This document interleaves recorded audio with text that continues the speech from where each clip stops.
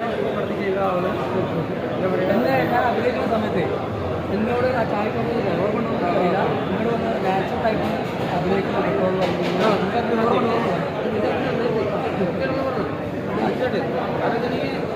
എനിക്ക് ഒരാൾക്ക് കാണിച്ചു കൊടുക്കണം ചെയ്യുന്ന സാധനം അവന് ഇതിൻ്റെ പറഞ്ഞതായിരുന്നു. അത് എപ്പോഴും എനിക്ക് മനസ്സിലായില്ല. ആ വോട്ട്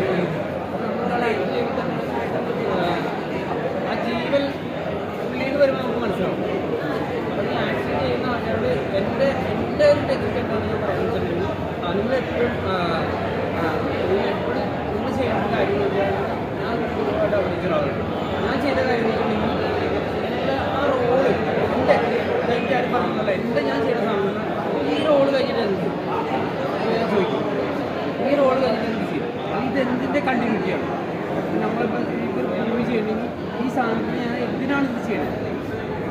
സ്റ്റോറി നമ്മൾ കേട്ടില്ലെങ്കിൽ ഈ രണ്ട് സാധനം നമ്മുടെ കയ്യിലുണ്ടെങ്കിൽ ഇതിൻ്റെ മിനിറ്റ് നമുക്ക് പിടിക്കാൻ പറ്റും എന്നെനിക്ക് ഞാൻ ഇതൊന്നും ആദ്യം ഇത് പറഞ്ഞിട്ട് കാര്യം തോന്നിയ കാര്യങ്ങളാണ്.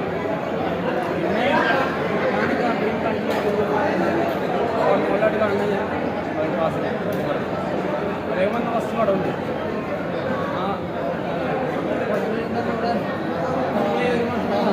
പാട്ടുണ്ട്.